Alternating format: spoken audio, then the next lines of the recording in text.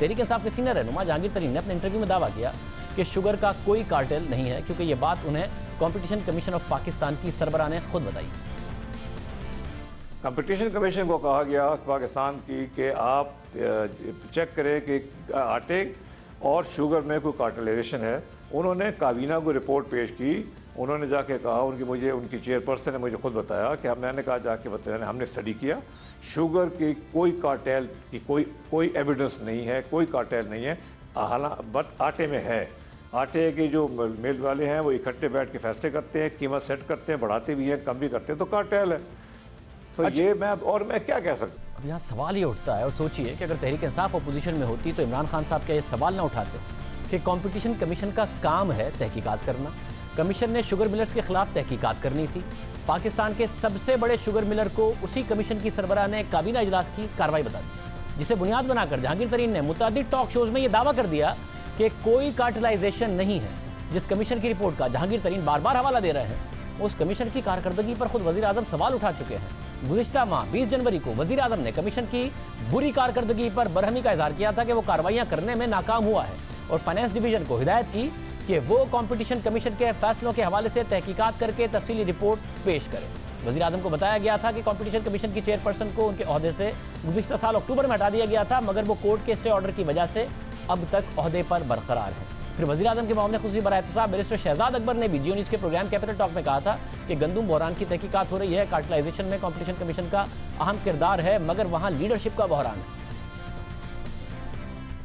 जो कार्टेलाइजेशन है, जिस तरह शुगर इंडस्ट्री है, उसके ऊपर बहुत ज़्यादा किरदार है कंपटीशन कमीशन ऑफ पाकिस्तान का।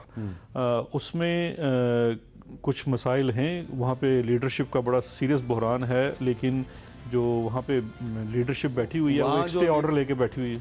अच्छा, वो स्टे ऑर्डर लेके स्टे ऑर्डर में बैठी हुई है। वो स्टे ऑर्डर खत्म होगा तो हम वहाँ पे किसी को, देखिए जो ये कार्टेलाइजेशन है, अगर CCP competition commission of Pakistan अपना सही मानों में किरदार अदा करे तो ये तो आप 2 दिनों में ये शुगर माफिया, मीट माफिया, कोई भी माफिया है, कार्टेलाइजेशन है आप। लेकिन यह है वज़ीर आज़म की और उनके मुशीर एहतसाब की राय, मगर उसी कमीशन की रिपोर्ट का जहांगीर तरीन सहारा ले रहे हैं, और वो रिपोर्ट भी अवाम के सामने अभी तक नहीं आई है, मगर वो अवाम को बता रहे हैं और ये कहकर बता रहे हैं कि वज़ीर आज़म ने मुझे कहा है कि जाके टॉक शोज़ में ये बातें करूँ। खुद कंपटीशन कमीशन की सरबराह ने ज़ाती तौर पर जहांगीर तरीन साहब खैरे को ये बात बताई। अब यहाँ एक और मामला भी सामने आता है। जहांगीर तरीन ने अपने इंटरव्यू में बताया कि उन्होंने तहरीक इंसाफ की हुकूमत में आने के बाद सिंध में एक शुगर मिल ली। अब यहाँ सवाल ये उठता है कि वज़ीर आज़म इमरान खान ने ज़राअत से मुताल्लिक अहम फैसलों का इख्तियार, पॉलिसी का इख्तियार जहांगीर तरीन को दिया हुआ है। उन्होंने ही तहरीक इंसाफ के 100 दिन के प्लान के लिए ज़रूरी पॉलिसी तैयार की, और वो कई अहम इजलासों में शरीक भी हुए। और जब उनके काबीना के इजलासों में शिरकत पर एतराज़ उठा था तो उन्होंने कहा था कि वज़ीर आज़म ने उनकी महारत को देखते हुए ज़रूरी पॉलिसी पर ब्रीफिंग के लिए उन्हें तलब किया।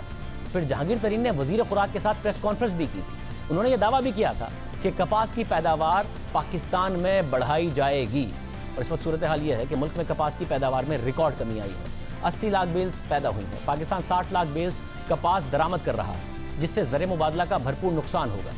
अगर जहांगीर तरीन वाकई कपास की पैदावार बढ़ाने और ज़ेर काश्त रकबा बढ़ाने में संजीदा हैं, क्योंकि उन्हें वज़ीर आज़म ने यह जिम्मेदारी दी है, तो कपास की जगह तो अब गन्ना लगना है। अगर वहाँ वापस कपास लगाई जाएगी जहाँ पर गन्ना लगता है, तो फिर गन्ना कम होगा तो शुगर मिल मालिकान को कम मिलेगा, नुकसान होगा। मगर फिर तहरीक इंसाफ की हुकूमत में आने के बाद जहांगीर तरीन ने एक और शुगर मिल क्यों ली?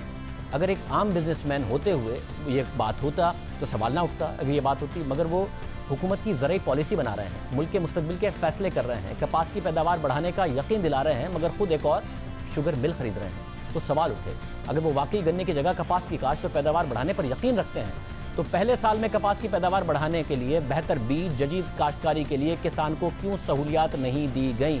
इतनी कम पैदावार क्यों हुई है? ये तो फौरी तौर पर किया जा सकता था, क्योंकि इतनी कम कपास की पैदावार हुई है। मौसमी हालात को जिम्मेदार करार दे रहे हैं वो, तो भारत में कैसे रिकॉर्ड फसल कपास की हुई है?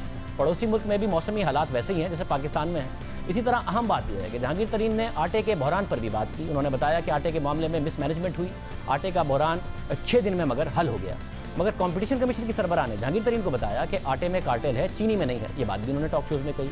अब बकौल उनके जो मामला 6 दिन में हल हो गया, उस पर तो कंपटीशन कमीशन की सरबराह कह रही है कि वहाँ पर कार्टेलाइजेशन है, मगर चीनी जहाँ मुसलसल कीमत बढ़ रही है, सस्ते गन्ने की चीनी 20 रुपये महंगी बिकती रही पूरा साल, अब भी बिक रही है, जहां शुगर मिल मालिकान 70 रुपए फिक्स कराने में कामयाब हो गए, यूटिलिटी स्टोर में 83 रुपए की मार्केट में बिक रही है, वहां कह रहे हैं कि कार्टेलाइजेशन नहीं है। जहांगीर तरीन कहते हैं कि काश्तकार खुश है, 50 से 60 अरब का फायदा काश्तकार को हो रहा है, काश्तकार को फायदा होने दें।